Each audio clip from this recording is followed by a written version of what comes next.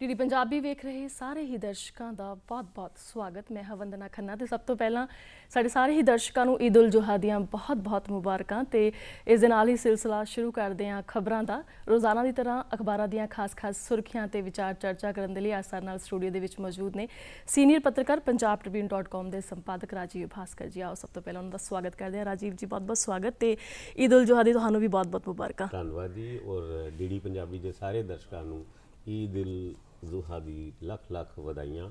ਔਰ ਇਸ ਤਿਉਹਾਰ ਦੇ ਵਿੱਚ ਸਾਰੇ ਆਪਣੀ ਦੋਸਤੀ ਵਧਾਉਣ ਵਾਸਤੇ, ਦੁਸ਼ਮਣੀ ਖਤਮ ਕਰਨ ਵਾਸਤੇ, ਆਪਸ ਵਿੱਚ ਪਿਆਰ ਵੰਡਣ ਵਾਸਤੇ ਇੱਕ ਦੂਜੇ ਦੇ ਗਲੇ ਮਿਲ ਕੇ ਤੁਸੀਂ ਅੱਜ ਦੇ ਦਿਨ ਈਦ ਮਨਾਈ ਜਾਂਦੀ ਹੈ। ਔਰ ਇਹ ਤਿਉਹਾਰ ਸਾਰੇ ਧਰਮਾਂ ਦੇ ਵਿੱਚ, ਭਾਵੇਂ ਇਹ ਮੁਸਲਮਾਨਾਂ ਦਾ ਤਿਉਹਾਰ ਮੰਨਿਆ ਜਾਂਦਾ ਹੈ, ਪਰ ਸਾਰੇ ਧਰਮ ਇਸ ਤਿਉਹਾਰ ਨੂੰ ਬੜੇ ਹਰਸ਼ ਉਲਾਸ ਨਾਲ ਮਨਾਉਂਦੇ ਨੇ ਔਰ ਸਾਰਿਆਂ ਨੂੰ ਇਸ ਗੱਲ ਦੀ ਬਹੁਤ-ਬਹੁਤ ਵਧਾਈ। ਬਿਲਕੁਲ ਰਾਜੀਵ ਜੀ, ਇਸ ਦੇ ਨਾਲ ਹੀ ਖਬਰਾਂ ਦਾ ਸਿਲਸਿਲਾ ਜਿਹੜਾ ਸ਼ੁਰੂ ਕਰਦੇ ਹਾਂ। ਸਭ ਤੋਂ ਪਹਿਲਾਂ ਗੱਲ ਕਰਾਂਗੇ ਕਰੋਨਾ ਮਹਾਮਾਰੀ ਦੀ। ਪਿਛਲੇ ਇੱਕ ਮਹੀਨੇ ਦੀ ਗੱਲ ਕਰੀਏ ਤਾਂ 65% ਦੀ ਮਾਮਲੇ ਵਧੇ ਨੇ। ਹਾਲਾਂਕਿ ਠੀਕ ਹੋਣ ਵਾਲਿਆਂ ਦੀ ਦਰ ਜਿਹੜੀ ਉਹ ਵੀ 25% ਵਧੀ ਹੈ ਤੇ ਹੁਣ ਤੱਕ 66% ਦੀ ਜਿਹੜੇ ਕਰੋਨਾ ਮਰੀਜ਼ ਠੀਕ ਹੋ ਚੁੱਕੇ ਨੇ। ਪਰ ਨਾ ਤਾਂ ਮਰੀਜ਼ ਜਿਹੜੇ ਦੁੱਗਣੇ ਹੋਣੋਂ ਹਟੇ ਨੇ ਤੇ ਨਾ ਹੀ ਜਿਹੜੀ ਹੈ ਦਰ ਮੌਤਾਂ ਦੀ ਜਿਹੜੀ ਆ ਉਹਦੀ ਰਫ਼ਤਾਰ ਜਿਹੜੀ ਆ ਉਹ ਘਟੀ ਹੈ। ਕਿਵੇਂ ਵੇਖਦੇ ਹੋ ਇਹਨਾਂ ਆંકੜਿਆਂ ਨੂੰ? ਭਵਿੱਖ ਦੇ ਵਿੱਚ ਕੀ ਨਤੀਜੇ ਹੋ ਸਕਦੇ ਨੇ ਇਸ ਵੱਧਦੀ ਹੋਈ ਰਫ਼ਤਾਰ ਦੇ?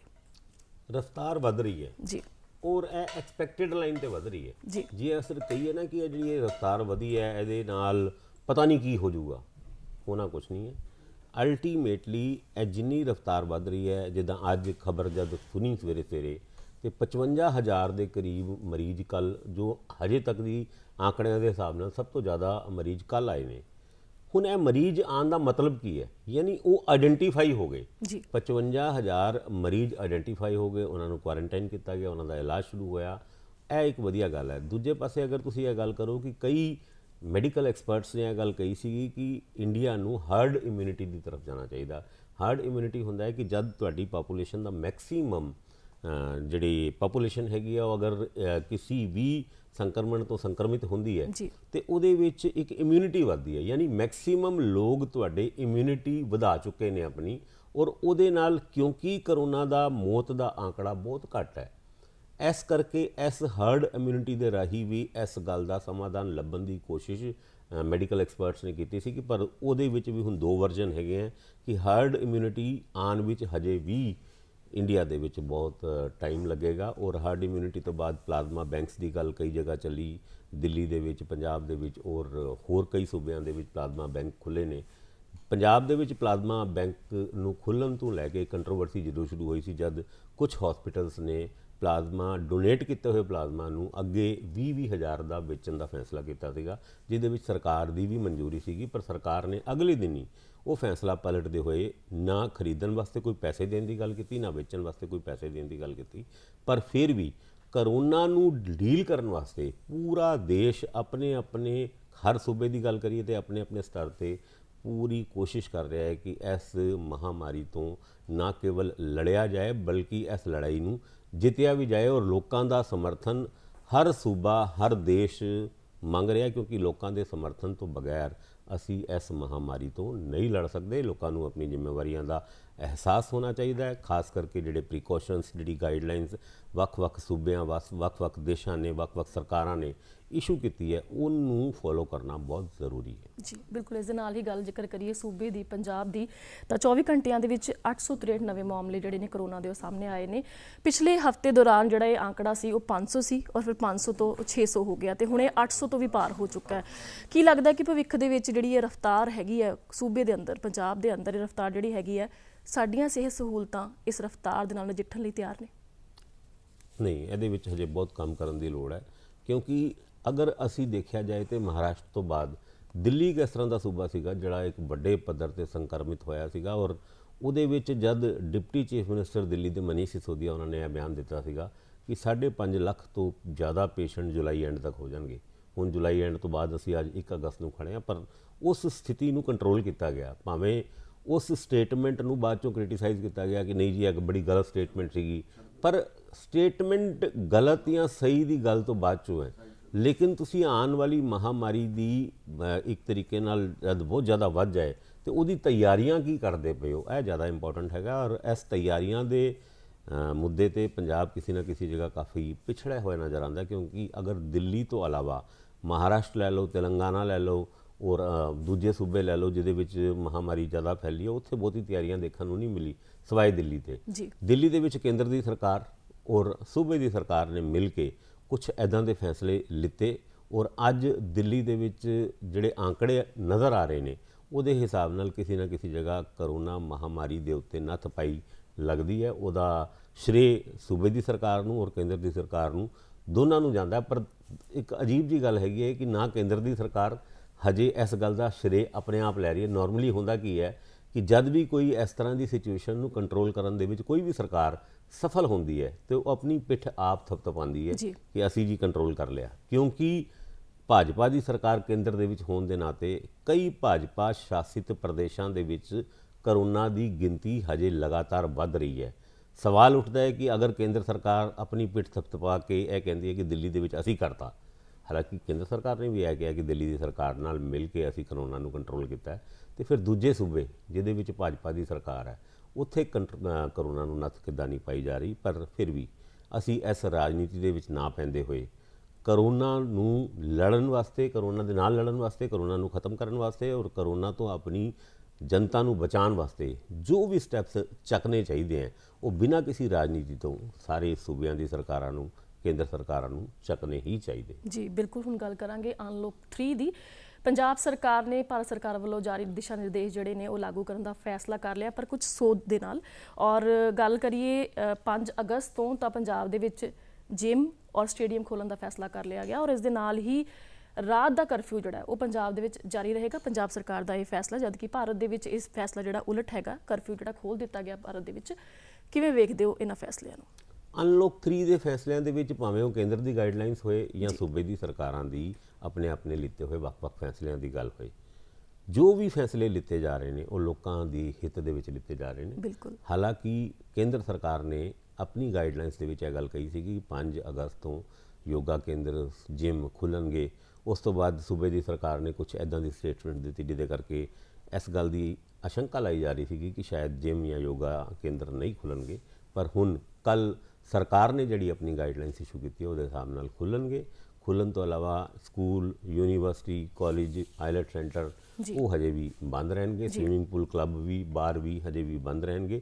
ਨਾਈਟ ਕਰਫਿਊ ਹਾਲਾਂਕਿ ਕੇਂਦਰ ਦੀ ਸਰਕਾਰ ਨੇ ਹਟਾ ਲਿਆ ਸੀਗਾ, ਪਰ ਸੂਬੇ ਦੀ ਸਰਕਾਰ ਨੇ ਨਾਈਟ ਕਰਫਿਊ ਨੂੰ ਕੰਟੀਨਿਊ ਰੱਖਦੇ ਹੋਏ ਇਹ ਗੱਲ ਦੱਸੀ ਕਿ ਫਿਲਹਾਲ ਸਾਨੂੰ ਹਜੇ ਪ੍ਰੀਕਾਸ਼ਨਸ ਲੈਣ ਦੀ ਲੋੜ ਹੈ, ਕਿਉਂਕਿ ਇੱਕ ਤਰੀਕੇ ਨਾਲ ਅਗਰ ਤੁਸੀਂ ਪ੍ਰੀਕਾਸ਼ਨਸ ਨਾ ਲਓ ਔਰ ਜਦ ਬਿਮਾਰੀ ਜ਼ਿਆਦਾ ਫੈਲ ਜਾਏ ਤੇ ਉਹਦਾ ਕਿਉਰ ਮੁਸ਼ਕਿਲ ਹੁੰਦਾ। ਜੇ ਪ੍ਰੀਕਾਸ਼ਨਸ ਲੈਣ ਨਾਲ ਆਪਾਂ ਇੱਕ ਬਿਮਾਰੀ ਨੂੰ ਫੈਲਣ ਤੋਂ ਰੋਕ ਸਕਦੇ ਹਾਂ ਤੇ ਉਹਨੂੰ ਰੋਕਣਾ ਚਾਹੀਦਾ। ਪਰ ਇੱਦਾਂ ਦੇ ਲਿੱਤੇ ਹੋਏ ਫੈਸਲੇ ਕਿੰਨੇ ਕੁ ਕਾਰਗਰ ਹੁੰਦੇ ਹੈ ਔਰ ਕਿੰਨੀ ਕੁ ਰਾਜਨੀਤੀ ਉਹਦੇ ਵਿੱਚ ਮਿਕਸ ਹੁੰਦੀ ਹੈ। ਜਿੱਦਾਂ ਅਸੀਂ ਦਿੱਲੀ 'ਚ ਦੇਖਿਆ, ਦਿੱਲੀ ਦੇ ਵਿੱਚ ਹੋਟਲ ਖੋਲ੍ਹਣ ਦੇ ਫੈਸਲੇ ਜਾਂ ਵੀਕਲੀ ਬਾਜ਼ਾਰ ਜਿਹੜੇ ਸੰਡੇ ਬਾਜ਼ਾਰ, ਬੁੱਧ ਬਾਜ਼ਾਰ ਜਿਹੜੇ ਉੱਥੇ ਲੱਗਦੇ ਨੇ ਵੱਖ-ਵੱਖ ਏਰੀਆ ਦੇ ਵਿੱਚ, ਦਿੱਲੀ ਦੀ ਸਰਕਾਰ ਨੇ ਫੈਸਲਾ ਕੀਤਾ ਸੀਗਾ ਉਹਨਾਂ ਨੂੰ ਖੋਲ੍ਹਣ ਦਾ। ਪਰ ਉਪ ਰਾਜਿਆਪਾਲ ਉਹਨਾਂ ਨੇ ਦਿੱਲੀ ਦੀ ਸਰਕਾਰ ਦੇ ਫੈਸਲੇ ਨੂੰ ਪਲਟਦੇ ਹੋਏ ਉਹ ਫਿਰ ਦੁਬਾਰਾ ਬੈਨ ਲਾ ਸਕਦਾ। ਪਰ ਫਿਰ ਵੀ ਜੋ ਵੀ ਹੋ ਰਿਹਾ, ਮੈਂ ਫਿਰ ਦੁਬਾਰਾ ਇਸ ਗੱਲ ਨੂੰ ਕਹਾਂਗਾ ਕਿ ਭਾਵੇਂ ਫੈਸਲੇ ਲੋਕਾਂ ਦੇ ਹਿੱਤ ਦੇ ਵਿੱਚ ਲੈਣੇ ਬਹੁਤ ਜ਼ਰੂਰੀ ਹੈ ਔਰ ਉਹਦੇ ਵਿੱਚ ਰਾਜਨੀਤੀ ਆਉਣਾ ਉਹ ਬੜੀ ਮੰਦਭਾਗੀ ਗੱਲ ਹੁੰਦੀ ਹੈ। ਪਰ ਫਿਰ ਵੀ ਕਰੋਨਾ ਨੂੰ ਕੰਟਰੋਲ ਕਰਨ ਵਾਸਤੇ ਸਾਡੇ ਕੋਲ ਸਭ ਤੋਂ ਪੋਜ਼ੀਟਿਵ ਪੁਆਇੰਟ ਹੈਗਾ ਕਿ ਇਹਦੀ ਡੈਥ ਰੇਟ ਘੱਟ ਹੈਗਾ ਔਰ ਰਿਕਵਰੀ ਰੇਟ ਦਿਨ ਪ੍ਰਤੀ ਦਿਨ ਵੱਧ ਰਿਹਾ। ਦਿੱਲੀ ਦੇ ਵਿੱਚ ਇਹ ਰਿਕਵਰੀ ਰੇਟ 80% ਤੱਕ ਹੋ ਗਿਆ, ਜਿਹੜਾ ਦੂਜੇ ਜਾਂ ਪੂਰੇ ਦੇਸ਼ ਦੇ ਲੈਵਲ ਦੇ ਵਿੱਚ 62, 63, 66% ਹੈਗਾ, ਉਹ ਦਿੱਲੀ ਦੇ ਵਿੱਚ 80% ਹੋ ਗਿਆ। ਔਰ ਪੰਜਾਬ ਦੇ ਵਿੱਚ ਤੁਸੀਂ ਦੇਖਿਆ ਹੋਵੇਗਾ ਕਿ ਇੱਕ ਵਾਰ ਉਹ ਸਥਿਤੀ ਆਈ ਸੀ ਕਿ ਤਕਰੀਬਨ ਸਾਰੇ ਜ਼ਿਲ੍ਹੇ ਕਰੋਨਾ ਮੁਕਤ ਹੁੰਦੇ ਹੋਏ ਨਜ਼ਰ ਆ ਰਹੇ ਸੀ ਕਿ ਜਦ 186, 220, 500 ਇੱਦਾਂ ਦੇ ਪੇਸ਼ੈਂਟਸ ਇੱਕ ਦਿਨ ਦੇ ਵਿੱਚ ਰਿਲੀਜ਼ ਕੀਤੇ ਗਏ ਸੀ ਔਰ ਉਹਦਾ ਹਵਾਲਾ ਦਿੱਤਾ ਗਿਆ ਸੀ ICMR ਦੀ ਨਵੀਂ ਗਾਈਡਲਾਈਨਸ, ਜਿਹਦੇ ਵਿੱਚ ਸੰਕਰਮਣ ਨੂੰ ਲੈ ਕੇ ਵੱਖ-ਵੱਖ ਗਾਈਡਲਾਈਨਸ WHO ਵੀ ਇਸ਼ੂ ਕਰਦਾ ਹੈ ਤੇ ICMR ਵੀ ਇਸ਼ੂ ਕਰਦਾ ਹੈ। ਹੁਣ ਤੁਸੀਂ 2-3 ਦਿਨ ਪਹਿਲੇ ਖਬਰ ਸੁਣੀ ਹੋਏਗੀ ਕਿ ਕੋਈ ਵੀ ਕਰੋਨਾ ਪੇਸ਼ੈਂਟ 9 ਦਿਨ ਤੋਂ ਬਾਅਦ ਉਸ ਸੰਕਰਮਣ ਨੂੰ ਫੈਲਾਉਣ ਦੇ ਵਿੱਚ ਉਹਦਾ ਮਤਲਬ ਉਹ ਨਹੀਂ ਫੈਲਾ ਸਕਦਾ, ਯਾਨੀ 9 ਦਿਨ ਤੋਂ ਬਾਅਦ ਕੋਈ ਕਰੋਨਾ ਪੋਜ਼ਿਟਿਵ ਪੇਸ਼ੈਂਟ ਹੈ ਤੇ ਉਹਦੇ ਤੋਂ ਅੱਗੇ ਕੋਈ ਉਦੋਂ ਸੰਕਰਮਿਤ ਨਹੀਂ ਹੁੰਦਾ। ਇੱਦਾਂ ਦੀ ਨਵੀਂ ਗੱਲਾਂ ਜਦ ਸਾਨੂੰ ਕਰੋਨਾ ਦੇ ਬਾਰੇ 'ਚ ਸੁਣਨੀ ਜਾਂ ਸੁਣਨ ਨੂੰ ਮਿਲਦੀ ਹੈ ਤੇ ਇਹ ਜ਼ਰੂਰ ਲੱਗਦਾ ਹੈ ਕਿ ਤਾਂ ਹੀ ਇਹਦਾ ਨਾਂ COVID-19 ਰੱਖਿਆ, ਕਿਉਂਕਿ ਇਹ ਬੜਾ ਨਿਊ ਵਾਇਰਸ ਹੈਗਾ। ਇਹਦੇ ਪ੍ਰਤੀ ਸਾਨੂੰ ਜਾਣਕਾਰੀ ਹਜੇ ਤੱਕ ਰੋਜ਼ ਨਵੀਆਂ ਮਿਲਦੀਆਂ ਔਰ ਉਸ ਸ਼ੋਧ ਨੂੰ ਕੰਟੀਨਿਊ ਰੱਖਿਆ ਜਾ ਰਿਹਾ ਹੈ। ਔਰ ਜਿੱਥੇ ਤੱਕ ਵੈਕਸੀਨ ਦੀ ਗੱਲ ਕਰੀਏ ਤੇ ਕਈ ਅੱਛੀ ਖਬਰਾਂ ਵੀ ਪਿਛਲੇ ਦਿਨਾਂ 'ਚ ਆਈ ਹੈ। ਜਦ ਟਰੰਪ ਉਹਨਾਂ ਨੇ ਅਨਾਉਂਸਮੈਂਟ ਕੀਤੀ ਸੀ ਵੀ 2 ਹਫ਼ਤੇ ਦੇ ਅੰਦਰ ਕਰੋਨਾ ਦੀ ਵੈਕਸੀਨ ਸਾਡੇ ਹੱਥ ਵਿੱਚ ਹੋਏਗੀ। ਰੂਸ ਦੇ ਵਿੱਚ ਟੈਸਟ ਤਕਰੀਬਨ ਫਾਈਨਲ ਹੋ ਗਏ ਨੇ। ਭਾਰਤ ਵੀ ਇਸ ਦੌਰ ਦੇ ਵਿੱਚ ਕਾਫੀ ਗਤੀ ਨਾਲ ਕੰਮ ਕਰ ਰਿਹਾ ਔਰ ਉਮੀਦ ਤੇ ਇਹ ਵੀ ਕੀਤੀ ਜਾ ਰਹੀ ਸੀ 15 ਅਗਸਤ ਨੂੰ ਇਹ ਕਰੋਨਾ ਵੈਕਸੀਨ ਆ ਜਾਏਗੀ, ਪਰ ਚਲੋ ਹੁਣ ਉਹਦੀ ਉਮੀਦ ਦੇ ਵਿੱਚ ਥੋੜ੍ਹਾ ਜਿਹਾ ਘਾਟਾ ਜ਼ਰੂਰ ਹੋਇਆ, ਪਰ 15 ਅਗਸਤ ਨਹੀਂ ਤੇ ਹੋਰ 10-20 ਮਹੀਨੇ ਬਾਅਦ ਆਏਗੀ। ਪਰ ਜਦ ਇਹ ਆਏਗੀ ਸਵਾਲ ਇਹ ਪੈਦਾ ਹੁੰਦਾ ਹੈ ਕਿ ਵੀ ਪੂਰੇ ਜਿਹੜੇ ਖਾਸ ਕਰਕੇ ਡਿਵੈਲਪਿੰਗ ਨੇਸ਼ਨ ਜਾਂ ਅੰਡਰ ਡਿਵੈਲਪਡ ਨੇਸ਼ਨ ਹੈ ਉਹਨਾਂ ਨੂੰ ਇਹ ਕਰੋਨਾ ਵੈਕਸੀਨ ਕਿੱਦਾਂ ਮਿਲੇਗੀ। ਇਹਦੇ ਉੱਤੇ ਹਜੇ ਕਿ ਭਾਰਤ ਨੇ ਵੀ ਜਾਂ ਹੋਰ ਦੇਸ਼ਾਂ ਨੇ ਵੀ ਕੋਈ ਬਹੁਤਾ ਸਟੈਪ ਨਹੀਂ ਚੱਕਿਆ, ਕਿਉਂਕਿ ਜਿਹੜੇ ਵਿਕਸਿਤ ਦੇਸ਼ ਨੇ, ਅਮੀਰ ਮੁਲਕ ਨੇ, ਉਹਨਾਂ ਦਾ ਕਰੋਨਾ ਦੀ ਦਵਾਈ ਦੇ ਉੱਤੇ ਜ਼ਿਆਦਾ ਹੱਕ ਔਰ ਪਹਿਲਾ ਹੱਕ ਹੋਏਗਾ। ਇਹਦੇ ਉੱਤੇ ਵੀ ਇੱਕ ਕੌਮਾਂਤਰੀ ਪੱਧਰ ਤੇ ਰਾਜਨੀਤੀ ਜਾਂ ਕੂਟਨੀਤੀ ਬਣਾਉਣ ਦੀ ਲੋੜ ਹੈਗੀ। ਬਿਲਕੁਲ। ਅਗਲੀ ਖਬਰ ਵੱਲ ਚੱਲਦੇ ਹਾਂ। ਇਸ ਦੇ ਨਾਲ ਹੀ ਜੇਕਰ ਗੱਲ ਕਰੀਏ ਪ੍ਰੀਖਿਆਵਾਂ ਦੀ, ਬੋਰਡਾਂ ਦੀ, ਯੂਨੀਵਰਸਿਟੀਆਂ ਦੀ, ਤਾਂ ਪੰਜਾਬ ਸਰਕਾਰ ਨੇ ਫੈਸਲਾ ਕੀਤਾ ਹੈ ਕਿ ਬੋਰਡ, ਯੂਨੀਵਰਸਿਟੀਆਂ, ਪਬਲਿਕ ਸਰਵਿਸ ਕਮਿਸ਼ਨ ਤੇ ਹੋਰ ਵੀ ਜਿਹੜੇ ਅਦਾਰੇ ਨੇ ਪ੍ਰੀਖਿਆਵਾਂ ਲੈਣਾ ਚਾਹ ਰਹੇ ਨੇ ਉਹ ਪ੍ਰੀਖਿਆਵਾਂ ਲੈ ਸਕਦੇ ਨੇ। ਪ੍ਰਵਾਨਗੀ ਇਸ ਗੱਲ ਦੀ ਪੰਜਾਬ ਸਰਕਾਰ ਨੇ ਦੇ ਦਿੱਤੀ ਹੈ। ਪੰਜਾਬ ਸਰਕਾਰ ਨੇ ਇਹ ਪ੍ਰਵਾਨਗੀ ਤਾਂ ਦਿੱਤੀ ਹੈ ਜਦ UGC ਨੇ ਇਸ ਗੱਲ ਨੂੰ ਕਲੈਰੀਫਾਈ ਕਰਤਾ ਕਿ ਸਟੂਡੈਂਟਸ ਨੂੰ 30 ਸਤੰਬਰ ਤੱਕ ਆਪਣੇ ਐਗਜ਼ਾਮ ਦੇਣੇ ਪੈਣਗੇ ਜੀ। ਔਰ ਕਿਉਂਕਿ ਇਸ ਮੁੱਦੇ ਤੇ ਕੋਰਟਾਂ ਦੇ ਵਿੱਚ ਕੇਸ ਪੈਂਡਿੰਗ ਹੈਗੇ ਹੈ, ਉਹਨਾਂ ਕੇਸਿਸ ਦੇ ਰਾਹੀਂ ਸਟੂਡੈਂਟਸ ਇਹ ਨਾ ਸਮਝਣ ਕਿ ਉਹ ਸ਼ਾਇਦ ਐਗਜ਼ਾਮ ਨਾ ਦੇਣ ਜਾਂ ਨਾ ਦੇਣ ਦੀ ਵਾਰੀ ਆਏ। ਇਹ ਗਾਈਡਲਾਈਨਸ UGC ਦੀ ਫਾਈਨਲ ਹੈਗੀ ਹੈ ਔਰ ਇਸ ਗੱਲ ਦੇ ਉੱਤੇ ਸੂਬੇ ਦੇ ਮੁੱਖ ਮੰਤਰੀ ਨੇ ਵੀ UGC ਨੂੰ ਜਾਂ ਕੇਂਦਰ ਸਰਕਾਰ ਨੂੰ ਅਪੀਲ ਕੀਤੀ ਸੀ ਕਿ ਇਹ ਐਗਜ਼ਾਮ ਨਾ ਲਏ ਜਾਣ। ਪਰ ਕਿਉਂਕਿ UGC ਨੇ ਔਰ ਕੇਂਦਰ ਸਰਕਾਰ ਨੇ ਇਸ ਮੁੱਦੇ ਤੇ ਆਪਣੀ ਗੱਲ ਕਲੀਅਰ ਕਰਤੀ ਕਿ ਫਾਈਨਲ ਈਅਰ ਦੇ ਐਗਜ਼ਾਮਸ 30 ਸਤੰਬਰ ਤੱਕ ਸਾਰੀ ਯੂਨੀਵਰਸਿਟੀਆਂ, ਕਾਲਜਸ ਨੂੰ ਕਰਾਉਣੇ ਬਹੁਤ ਜ਼ਰੂਰੀ ਹੈ। ਭਾਵੇਂ ਉਸ ਐਗਜ਼ਾਮਸ ਨੂੰ, ਉਸ ਪ੍ਰੀਖਿਆ ਨੂੰ ਕੰਡਕਟ ਕਰਨ ਦਾ ਵੱਖ-ਵੱਖ ਤਰੀਕਾ ਹੋ ਸਕਦਾ ਹੈ। ਕੋਈ ਆਨਲਾਈਨ ਕਰ ਸਕਦਾ ਹੈ, ਕੋਈ ਅਗਰ ਕੋਈ ਵੱਡਾ ਇੰਸਟੀਟਿਊਸ਼ਨ ਹੈਗਾ ਤੇ ਉਹ ਆਪਣੇ ਜਿਹੜੇ ਸਟੂਡੈਂਟਸ ਹੈਗੇ ਹੈ ਆਪਣੇ ਲਾਗੇ ਵਾਲੇ ਸਕੂਲ ਵਿੱਚ ਜਾ ਕੇ ਉਹ ਐਗਜ਼ਾਮ ਦੇ ਸਕਦੇ ਆ। ਉਹ ਇੱਕ ਮੈਕੈਨਿਜ਼ਮ ਵੱਖਰਾ ਵੱਖ-ਵੱਖ ਯੂਨੀਵਰਸਿਟੀਆਂ ਤੇ ਕਾਲਜ ਬਣਾਉਣਗੇ, ਪਰ ਐਗਜ਼ਾਮ ਹੋਣਗੇ। ਇਹਦੇ ਉੱਤੇ ਸਟੂਡੈਂਟਸ ਨੂੰ 1% ਵੀ ਡਾਊਟ ਨਹੀਂ ਹੋਣਾ ਚਾਹੀਦਾ, ਕਿਉਂਕਿ 30 ਸਤੰਬਰ ਤੱਕ ਤੁਹਾਨੂੰ ਪ੍ਰੀਖਿਆਵਾਂ ਦੇ ਕੇ ਆਪਣਾ ਰਿਜ਼ਲਟ ਹੋਰ ਅਗਲੇ ਆਉਣ ਵਾਲੇ 15 ਦਿਨ 20 ਦਿਨਾਂ ਦੇ ਵਿੱਚ ਉਹ ਰਿਜ਼ਲਟ ਮਿਲੇਗਾ, ਤਾਂ ਕਿ ਤੁਹਾਡਾ ਉਹ ਜਿਹੜਾ ਇੱਕ ਸੰਸ਼ਯ ਹੈ ਜਦ ਤੁਸੀਂ ਡਿਗਰੀ ਪ੍ਰਾਪਤ ਕਰਕੇ ਨੌਕਰੀਆਂ ਲੱਭਣ ਜਾਂਦੇ ਹੋ ਤੇ ਤੁਹਾਡੇ ਕੋਲ ਪੂਰੇ ਤਰੀਕੇ ਨਾਲ ਤੁਸੀਂ ਉਹਦੇ ਵਾਸਤੇ ਤਿਆਰ ਹੋ। ਇਸ ਕਰਕੇ ਐਗਜ਼ਾਮ ਦੇ ਵਾਸਤੇ ਤਿਆਰੀਆਂ ਕਰੋ ਔਰ ਐਗਜ਼ਾਮ ਦਿਓ ਤੇ ਅੱਛੇ ਨੰਬਰਾਂ ਨਾਲ ਪਾਸ ਹੋ ਕੇ ਅੱਗੇ ਆਪਣਾ ਕੈਰੀਅਰ ਬਣਾਓ। ਇਹ ਸਟੂਡੈਂਟਸ ਨੂੰ ਜਿਹੜੀ ਪੰਜਾਬੀ ਵੱਲੋਂ ਵੀ ਇੱਕ ਅਪੀਲ ਹੈਗੀ। ਜੀ ਬਿਲਕੁਲ। ਪੰਜਾਬ 'ਚ ਜ਼ਹਿਰੀਲੀ ਸ਼ਰਾਬ ਕਾਰਨ 38 ਮੌਤਾਂ ਹੋਣ ਦੀ ਖਬਰ ਹੈ। ਤਰਨਤਾਰਨ, ਬਟਾਲਾ ਤੇ ਜੰਡਿਆਲਾ ਗੁਰੂ 'ਚ ਮਾਮਲੇ ਸਾਹਮਣੇ ਆਏ ਨੇ। ਹਾਲਾਂਕਿ ਜਿਹੜੇ ਅੰਮ੍ਰਿਤਸਰ ਦੇ SSP ਨੇ ਉਹਨਾਂ ਨੇ ਸਿੱਟ ਕਾਇਮ ਕਰਨ ਦਾ ਜਿਹੜਾ ਫੈਸਲਾ ਕੀਤਾ, ਉਹਦੇ ਆਦੇਸ਼ ਜਿਹੜੇ ਜਾਰੀ ਕਰ ਦਿੱਤੇ ਨੇ। ਪਰ ਸਵਾਲ ਰਾਜੀਵ ਜੀ ਇਹ ਉੱਠਦਾ ਹੈ ਕਿ ਇਹ ਸ਼ਰਾਬ ਬਣਾਉਣ ਦਾ ਤੇ ਵੇਚਣ ਦਾ ਮਤਲਬ ਕਈ ਤਾਂ ਲੋਕਾਂ 'ਚ ਹਿੰਮਤ ਕਿਵੇਂ ਆਉਂਦੀ ਹੈ ਔਰ ਮਨਜ਼ੂਰੀ ਕਿੱਥੋਂ ਮਿਲਦੀ ਹੈ? ਮਨਜ਼ੂਰੀ ਤਾਂ ਕਿਸੇ ਵੀ ਜਗ੍ਹਾ ਤੋਂ ਨਹੀਂ ਮਿਲਦੀ ਜੀ। ਔਰ ਇਹ ਜਿਹੜੀ ਸ਼ਰਾਬ ਗਲਤ ਤਰੀਕੇ ਦੀ, ਹਾਲਾਂਕਿ ਪੰਜਾਬ ਇਸ ਤਰ੍ਹਾਂ ਦਾ ਸੂਬਾ ਹੈ ਜਿਹਦੇ ਵਿੱਚ ਸ਼ਰਾਬ ਦੀ ਕੰਜ਼ੰਪਸ਼ਨ ਸਭ ਤੋਂ ਜ਼ਿਆਦਾ ਹੈ ਜੀ।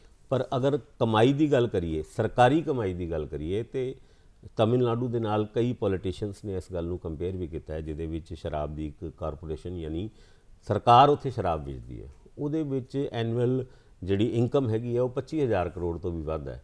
ਦੂਜੇ ਪਾਸੇ ਪੰਜਾਬ, ਜਿਹਦੇ ਵਿੱਚ ਸ਼ਰਾਬ ਦੀ ਕੰਜ਼ੰਪਸ਼ਨ ਸਭ ਤੋਂ ਜ਼ਿਆਦਾ ਹੋਣ ਦੇ ਬਾਵਜੂਦ ਵੀ ਸੂਬੇ ਦੀ ਸਰਕਾਰ ਦੀ ਕਮਾਈ ਸਿਰਫ 6,000 ਕਰੋੜ ਰੁਪਏ ਹੈ। ਇਸ ਉੱਤੇ ਕਈ ਵਾਰ ਸਵਾਲ ਉੱਠੇ, ਕਈ ਵਾਰ ਰਾਜਨੀਤੀ ਹੋਈ। ਨਵਜੋਤ ਸਿੰਘ ਸਿੱਧੂ ਉਹਨਾਂ ਜਦ ਕੈਬਨਿਟ ਮੰਤਰੀ ਹੁੰਦੇ ਸੀਗੇ, ਉਹਨਾਂ ਨੇ ਸ਼ਰਾਬ ਦੀ ਕਾਰਪੋਰੇਸ਼ਨ ਬਣਾਉਣ ਦਾ ਇੱਕ ਵਿਚਾਰ ਵੀ ਕੈਬਨਿਟ ਦੇ ਸਾਹਮਣੇ ਰੱਖਿਆ ਸੀਗਾ। ਉਸ ਵਿਚਾਰ ਨੂੰ ਤਿੱਤਰ-ਬਿੱਤਰ ਕਰ ਦਿੱਤਾ ਗਿਆ। ਪਿਛਲੇ ਦਿਨਾਂ 'ਚ ਲੋਕਡਾਊਨ ਦੇ ਦੌਰਾਨ ਹਜ਼ਾਰਾਂ ਕਰੋੜ ਰੁਪਏ ਦੀ ਸ਼ਰਾਬ ਇਲੀਗਲ ਤਰੀਕੇ ਨਾਲ ਵੰਡੀ ਗਈ ਔਰ ਉਹਦੇ ਵਿੱਚ ਕਈ ਡਿਸਟਿਲਰੀ ਜਿਹੜੀ ਪੰਜਾਬ ਦੇ ਵਿੱਚ ਹੈਗੀ ਹੈ ਉਹਨਾਂ ਦਾ ਨਾਂ ਵੀ ਆਇਆ। ਉਹਨਾਂ ਦੇ ਵਿੱਚ ਰਾਜਨੀਤਿਕ ਲੋਕਾਂ ਦਾ ਵੀ ਨਾਂ ਆਇਆ ਜਿਨ੍ਹਾਂ ਦੀ ਆਪਣੀ ਡਿਸਟਿਲਰੀ ਹੈਗੀ ਹੈ ਔਰ ਉਹਨਾਂ ਨੇ ਇਲੀਗਲ ਤਰੀਕੇ ਨਾਲ ਸ਼ਰਾਬ ਵੇਚੀ।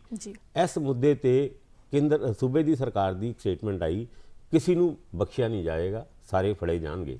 ਪਰ ਉਸ ਤੋਂ ਬਾਅਦ ਇੱਕ ਵੀ ਇੱਦਾਂ ਦਾ ਸਟੈਪ ਨਹੀਂ ਲਿੱਤਾ ਜਿਹਦੇ ਰਾਹੀਂ ਅਸੀਂ ਇਸ ਗੱਲ ਨੂੰ ਸਮਝ ਸਕੀਏ ਕਿ ਸੂਬੇ ਦੇ ਮੁੱਖ ਮੰਤਰੀ ਵਾਕਈ ਸਹੀ ਕਹਿ ਰਹੇ ਸੀਗੇ ਕਿ ਸਾਰੇ ਫੜੇ ਜਾਣਗੇ, ਕਿਉਂਕਿ ਉਹਨਾਂ ਸਾਰਿਆਂ ਨੂੰ ਫੜਨ ਦੇ ਬਜਾਏ ਉਹਨਾਂ ਨੇ ਇੱਕ ਸਿੱਟ ਬਣਾਤੀ ਔਰ ਸਿੱਟ ਬਣਾਉਣ ਤੋਂ ਬਾਅਦ ਉਹ ਸਿੱਟ ਸਿਰਫ ਸਿੱਟ ਕਰਦੀ ਹੈ ਯਾਨੀ ਬੈਠਦੀ ਹੈ ਔਰ ਉਹਦੀ ਕੋਈ ਕਾਰਵਾਈ ਨਹੀਂ ਹੁੰਦੀ। ਔਰ ਉਹਦਾ ਹੀ ਨਤੀਜਾ ਹੈਗਾ ਕਿ ਇਹ ਜਿਹੜਾ ਕੱਲ੍ਹ ਇਨਸੀਡੈਂਟ ਹੋਇਆ ਜਿਹਦੇ ਵਿੱਚ 38 ਲੋਕ ਮਰ ਗਏ ਔਰ ਕਿਹਾ ਜਾਂਦਾ ਹੈ ਕਿ ਮੁੱਖ ਆਰੋਪੀ ਜਿਹੜੀ ਇੱਕ ਔਰਤ ਹੈਗੀ ਹੈ ਬਲਵਿੰਦਰ ਕੌਰ, ਉਹ ਪਿਛਲੇ 20 ਸਾਲਾਂ ਤੋਂ ਇਹੀ ਕੰਮ ਕਰ ਰਹੀ ਸੀਗੀ ਔਰ ਸਾਰਿਆਂ ਨੂੰ ਪਤਾ ਸੀਗਾ। ਔਰ ਦੂਜੀ ਇੱਕ ਆਰੋਪੀ, ਉਹ ਵੀ ਇੱਕ ਔਰਤ ਹੈਗੀ ਹੈ ਜਿਹਨੂੰ ਆਪਾਂ ਫੌਜਨ ਕਰਕੇ ਉੱਥੇ ਕਹਿੰਦੇ ਨੇ, ਉਹਨੂੰ ਹੁਣ ਲੱਭਦੇ ਪਏ ਨੇ। ਜਦ ਕਿ ਪੂਰੇ 3 ਜ਼ਿਲ੍ਹਿਆਂ ਦੇ ਵਿੱਚ ਜਿੱਥੇ ਇਹ ਵਾਰਦਾਤ ਹੋਈ ਹੈ, ਜਿਹਦੇ ਵਿੱਚ 38 ਤੋਂ 40 ਲੋਕ ਮਰ ਗਏ ਨੇ, ਔਰ ਉਹਨਾਂ ਦੇ ਮਰਨ ਤੋਂ ਪਹਿਲੇ ਵੀ ਔਰ ਬਾਅਦ ਚੋਂ ਵੀ ਸਾਰਿਆਂ ਨੂੰ ਪਤਾ ਹੈ ਆਰੋਪੀ ਕੌਣ ਹੈ। ਔਰ ਕਈ ਵਾਰ ਉਹਨਾਂ ਦੇ ਖਿਲਾਫ FIR ਵੀ ਦਰਜ ਹੋਈ ਹੈ, ਪਰ ਅੱਜ ਤੱਕ ਐਕਸ਼ਨ ਨਹੀਂ ਹੋਇਆ। ਬਗੈਰ ਪੁਲਿਸ ਦੀ ਮਿਲੀ ਭੁਗਤ ਤੋਂ ਇਹ ਕੰਮ ਹੋ ਹੀ ਨਹੀਂ ਸਕਦਾ। ਅੱਜ ਵੀ ਇੱਕ ਸਿੱਟ ਬਣਾਉਣ ਦੀ ਗੱਲ ਚੱਲ ਰਹੀ ਹੈ, ਜੋ ਕਿ ਸ਼ਰਾਬ ਮਾਫੀਆ ਨੂੰ ਕੰਟਰੋਲ ਕਰਨ ਵਾਸਤੇ ਕੁਝ ਦਿਨ ਪਹਿਲੇ ਮੁੱਖ ਮੰਤਰੀ ਨੇ ਇੱਕ ਸਟੇਟਮੈਂਟ ਦਿੱਤੀ ਸੀਗੀ। ਉਸ ਤੋਂ ਬਾਅਦ ED ਨੇ ਵੀ ਇਸ ਗੱਲ ਦਾ ਕੌਗਨੀਜੈਂਸ ਲੈਂਦੇ ਹੋਏ ਕਈ ਜ਼ਿਲ੍ਹੇ ਦੇ SSP ਨੂੰ ਇੱਕ ਚਿੱਠੀ ਲਿਖ ਕੇ ਉਹਨਾਂ ਤੋਂ ਇਹ ਮੰਗਿਆ ਕਿ ਵੀ ਸਾਨੂੰ ਇਹਨਾਂ ਕੇਸਿਸ ਦੀ ਡਿਟੇਲ ਦਿਓ, ਕਿਹੜੇ ਵੱਡੇ ਮੱਛੀਆਂ ਹੈਗੀਆਂ ਜਿਹੜੀ ਇਸ ਟ੍ਰੇਡ ਦੇ ਵਿੱਚ ਇਨਵੋਲਵ ਨੇ, ਤਾਂ ਕਿ ਅਸੀਂ ਉਹਨਾਂ ਦੇ ਖਿਲਾਫ ਇਨਵੈਸਟੀਗੇਸ਼ਨ ਸ਼ੁਰੂ ਕਰ ਸਕੀਏ। ਪਰ ਕਿਸੇ ਵੀ ਜ਼ਿਲ੍ਹੇ ਦੇ SSP ਨੇ ਉਹ ਲੈਟਰ ਦਾ ਜਵਾਬ ਦੇਣਾ ਮੁਨਾਸਿਬ ਨਹੀਂ ਸਮਝਿਆ। ਕਾਰਨ ਕਿ ਅਗਰ ਉਹ ਲੈਟਰ ਦਾ ਜਵਾਬ ਦਿੱਤਾ ਜਾਂਦਾ, ਉਹ ਨਾ ਉਜਾਗਰ ਹੁੰਦੇ, ਤੇ ਜਿਸ ਗੱਲ ਨੂੰ ਛੁਪਾਉਣ ਵਾਸਤੇ ਸਿੱਟ ਬਣਾਈ ਗਈ ਸੀ, ਉਸ ਸਿੱਟ ਦਾ ਮਨਸ਼ਾ ਹੀ ਮਤਲਬ ਹੀ ਖਤਮ ਹੋ ਜਾਂਦਾ। ਔਰ ਇਸ ਕਰਕੇ ਹੀ ED ਨੂੰ ਵੀ ਆਪਣੀ ਜਾਂਚ ਤੋਂ ਰੋਕਿਆ ਗਿਆ, ਕਿਉਂਕਿ ED ਦੀ ਜਾਂਚ ਕੇਂਦਰ ਸਰਕਾਰ ਦੇ ਅੰਦਰ ਆਉਂਦੀ ਹੈ।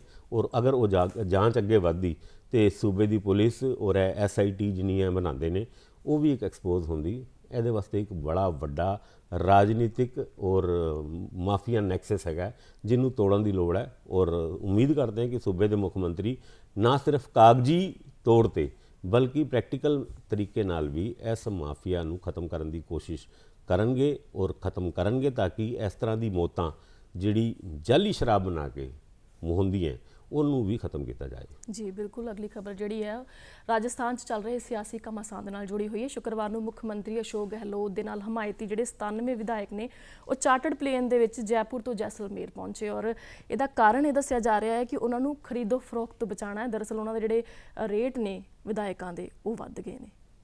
ਕਿਵੇਂ ਵੇਖਦੇ ਹੋ ਇਸ ਖਬਰ ਨੂੰ? ਬੜੀ ਸ਼ਰਮਨਾਕ ਗੱਲ ਹੈਗੀ ਹੈ ਕਿ ਜਦ ਅਸੀਂ ਭਾਰਤ ਯਾਨੀ ਦੁਨੀਆ ਦੀ ਸਭ ਤੋਂ ਵੱਡੀ ਡੈਮੋਕ੍ਰੇਸੀ ਦੀ ਗੱਲ ਕਰਦੇ ਹਾਂ, ਤੇ ਉਹਦੇ ਵਿੱਚ ਜਿਸ ਤਰ੍ਹਾਂ ਤੁਸੀਂ ਹੁਣੇ ਕਹਿ ਕੇ ਹਟੇ ਹੋ ਕਿ ਵਿਧਾਇਕਾਂ ਦੇ ਰੇਟ ਬਹੁਤ ਵੱਧ ਗਏ ਨੇ, ਔਰ ਇਹ ਸਟੇਟਮੈਂਟ ਕੌਣ ਦੇ ਰਿਹਾ ਹੈ? ਇੱਕ ਸੂਬੇ ਦਾ ਮੁੱਖ ਮੰਤਰੀ ਜੋ ਆਪਣੇ MLAs ਨੂੰ, ਜਿਹੜੇ ਕਾਂਗਰਸ ਦੇ MLAs ਨੇ ਜਾਂ ਸਰਕਾਰ ਦੇ ਸਪੋਰਟ ਕਰਨ ਵਾਲੇ MLA ਨੇ, ਉਹਨਾਂ ਨੂੰ ਲੋਕਾਂ ਦੀ ਨਜ਼ਰਾਂ ਤੋਂ, ਲੋਕਾਂ ਨਹੀਂ, ਲੋਕ ਤੇ ਆਪਾਂ ਕਹਿ ਰਹੇ ਹਾਂ, ਭਾਜਪਾ ਤੋਂ ਬਚਾਉਣ ਵਾਸਤੇ ਉਹ ਹੁਣ ਪਾਕਿਸਤਾਨ ਦੇ ਬਾਰਡਰ ਦੇ ਵਿੱਚ ਵਸਿਆ ਹੋਇਆ ਡਿਸਟ੍ਰਿਕਟ ਜੈਸਲਮੇਰ, ਉੱਥੇ ਤੱਕ ਤੇ ਪਹੁੰਚ ਗਏ ਨੇ। ਔਰ ਭਾਜਪਾ ਵਾਲੇ ਇਸ ਗੱਲ ਦੇ ਮਜ਼ਾਕ ਵੀ ਉਡਾ ਰਹੇ ਨੇ। ਹੁਣ ਉਸ ਤੋਂ ਅੱਗੇ ਤੇ ਪਾਕਿਸਤਾਨ ਹੈਗਾ। ਹੁਣ ਕਿਤੇ ਅਸ਼ੋਕ ਗਹਿਲੋਤ ਸਾਡੇ ਤੋਂ ਬਚਾਉਣ ਵਾਸਤੇ ਉਹਨਾਂ ਨੂੰ ਕਿਤੇ ਪਾਕਿਸਤਾਨ ਨਾ ਲੈ ਜਾਣ। ਇੱਕ ਤੇ BJP ਦੇ ਲੀਡਰ ਨੇ ਇੱਥੇ ਤੱਕ ਵੀ ਕਹਿ ਦਿੱਤਾ ਵੀ ਇਹ ਜਿਹੜੇ 97 ਤੁਹਾਡੇ MLA ਹੈਗੇ ਆ, ਇਹਨਾਂ ਨੂੰ ਪੀਪੇ ਦੇ ਦਿਓ, ਇਹ ਪੀਪੇ ਬਚਾਉਣ ਤੇ ਟਿੱਡੀ ਦਲ ਭਜਾਉਣ। ਮਤਲਬ ਹੁਣ ਲਾਅ ਮੇਕਰ ਨੂੰ ਕਾਨੂੰਨ ਕਿਸ ਵਾਸਤੇ ਬਣਾਇਆ ਜਾਂਦਾ? ਕਾਨੂੰਨ ਬਣਾਇਆ ਜਾਂਦਾ ਹੈ ਕਿ ਐਂਟੀ ਡਿਫੈਕਸ਼ਨ ਲਾਅ ਬਣਿਆ ਸੀਗਾ। ਕੇਂਦਰ ਸਰਕਾਰ ਦੀ ਬੜੀ ਵਧੀਆ ਮਨਸ਼ਾ ਸੀਗੀ ਕਿ ਐਂਟੀ ਡਿਫੈਕਸ਼ਨ ਲਾਅ ਦੇ ਰਾਹੀਂ ਕਿਸੇ ਵੀ ਪੋਲੀਟੀਕਲ ਪਾਰਟੀ ਜਾਂ ਕਿਸੇ ਵੀ ਪੋਲੀਟੀਸ਼ੀਅਨ ਦੇ ਦਲ ਬਦਲੂ ਹੋਣ ਦਾ ਆਰੋਪ ਨਾ ਲੱਗੇ, ਕਿਉਂਕਿ ਹਰਿਆਣਾ ਤੋਂ ਇਹ ਰਾਜਨੀਤੀ ਸ਼ੁਰੂ ਹੋਈ ਸੀ ਦਲ ਬਦਲੂ ਵਾਲੀ। ਆਇਆ ਰਾਮ ਗਿਆ ਰਾਮ ਦੀ ਗੱਲ ਤੁਸੀਂ ਬੜੀ ਸੁਣੀ ਹੋਏਗੀ। ਉਸ ਤੋਂ ਬਾਅਦ ਹੁਣ ਇਸ ਦਲ ਬਦਲੂ ਲੋਕਾਂ ਨੂੰ ਸਬਕ ਸਿਖਾਉਣ ਵਾਸਤੇ ਐਂਟੀ ਡਿਫੈਕਸ਼ਨ ਲਾਅ ਸੀਗਾ। ਔਰ ਉਸ ਤੋਂ ਇਲਾਵਾ ਜਿਹੜੀ ਸੂਬੇ ਦੇ ਵਿੱਚ ਮੰਤਰੀਆਂ ਦੀ ਸੰਖਿਆ ਹੈ ਕਿਸੇ ਵੀ ਸੂਬੇ ਦੇ ਵਿੱਚ, ਉਹਨੂੰ ਵੀ ਲਿਮਿਟ ਕਰਨ ਦੇ ਵਾਸਤੇ ਇੱਕ ਕਨਸਟੀਟਿਊਸ਼ਨ ਬਣਿਆ ਸੀਗਾ ਜਾਂ ਅਮੈਂਡਮੈਂਟ ਹੋਇਆ ਸੀਗਾ ਕਿ 15% ਤੋਂ ਜ਼ਿਆਦਾ ਤੁਸੀਂ ਕੈਬਨਿਟ ਮਿਨਿਸਟਰ ਨਹੀਂ ਬਣਾ ਸਕਦੇ। ਪਰ ਉਹਦਾ ਵੀ ਤੋੜ ਜਿਨ੍ਹਾਂ ਨੇ ਲਾਅ ਬਣਾਇਆ ਉਹਨਾਂ ਨੇ ਹੀ ਲੱਭਿਆ। ਉਸ ਤੋਂ ਬਾਅਦ ਤੁਸੀਂ ਦੇਖਿਆ ਹੋਵੇਗਾ ਚੀਫ ਪਾਰਲੀਮੈਂਟਰੀ ਸੈਕਟਰੀ ਬਣ ਗਏ, ਕਦੀ ਕੋਈ ਪੋਲੀਟੀਕਲ ਅਸਿਸਟੈਂਟਸ ਦੀ ਗੱਲ ਚੱਲਦੀ ਹੈ ਜਾਂ ਕੋਈ ਹੋਰ ਅਹੁਦੇ ਦੇ ਕੇ ਉਹਨਾਂ ਵਿਧਾਇਕਾਂ ਨੂੰ ਐਡਜਸਟ ਕੀਤਾ ਜਾਂਦਾ ਹੈ। ਤੇ ਮੈਨੂੰ ਇਹ ਲੱਗਦਾ ਹੈ ਕਿ ਡੈਮੋਕ੍ਰੇਸੀ ਦਾ ਸਭ ਤੋਂ ਵੱਡਾ ਮਜ਼ਾਕ ਇਹੀ ਹੁੰਦਾ ਹੈ ਜਦ ਲਾਅ ਮੇਕਰ ਆਪਣੇ ਬਣਾਏ ਹੋਏ ਲਾਅ ਨੂੰ ਤੋੜਨ ਦਾ ਵੀ ਨੁਕਤਾ ਉਸ ਪਾਰਲੀਮੈਂਟ, ਉਸ ਅਸੈਂਬਲੀ ਦੇ ਵਿੱਚ ਹੀ ਲੱਭਣ, ਤਾਂ ਕਿ ਉਹ ਚੋਰ ਰਸਤਾ ਜਾਂ ਪਤਲੀ ਗਲੀ ਦੇ ਰਾਹੀਂ ਆਪਣੇ ਮਨਸੂਬੇ ਰਾਜਨੀਤਿਕ ਮਨਸੂਬਿਆਂ ਨੂੰ ਪੂਰੇ ਕਰਨ ਦੀ ਕੋਸ਼ਿਸ਼ ਕਰਦੇ ਨੇ। ਇਹ ਇੱਕ ਬਹੁਤ ਮੰਦਭਾਗੀ ਗੱਲ ਹੈ। ਜੀ ਰਾਜੀਵ ਜੀ, ਖਬਰਾਂ ਬਹੁਤ ਸਾਰੀਆਂ ਨੇ ਪਰ ਸਮਾਂ ਸਾਨੂੰ ਹੋਰ ਇਜਾਜ਼ਤ ਨਹੀਂ ਦੇ ਰਿਹਾ। ਪ੍ਰੋਗਰਾਮ ਦੇ ਵਿੱਚ ਆਉਣ ਲਈ ਤੁਹਾਡਾ ਬਹੁਤ ਬਹੁਤ ਸ਼ੁਕਰੀਆ। ਤੇ ਇਸ ਦੇ ਨਾਲ ਹੀ ਮੈਨੂੰ ਵੰਦਨਾ ਖੰਨਾ ਨੂੰ ਤੇ ਸਾਡੇ ਮਾਹਿਰ ਮਹਿਮਾਨ ਰਾਜੀਵ ਭਾਸਕਰ ਨੂੰ ਦਿਓ ਇਜਾਜ਼ਤ। ਧੰਨਵਾਦ।